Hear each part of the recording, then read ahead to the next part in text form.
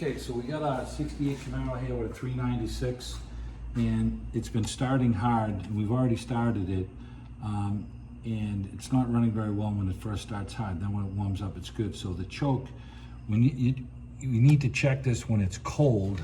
Even though we already started it, we're gonna just do a manual test because we're not sure if the vacuum pod is working right now.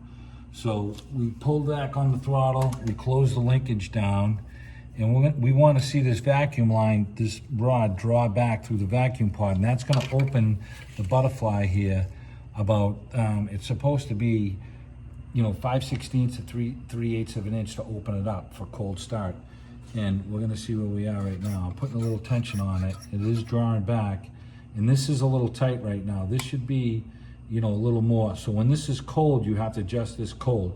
But the vacuum diaphragm is working, and that was our concern. So all we did was take our vacuum gauge, we removed the little rubber hose that goes from the carburetor suction line here, the vacuum line, and we put our hose on here to draw it down.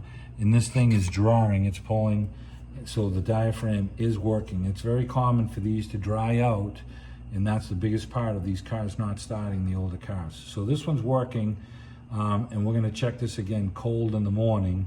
And now that we know it's working, in the morning when we come down, we can make an adjustment on this thing to get the carburetor to open, the flap to open exactly where we want. And there is a little adjustment screw down here that we're gonna be able to adjust to pull this down.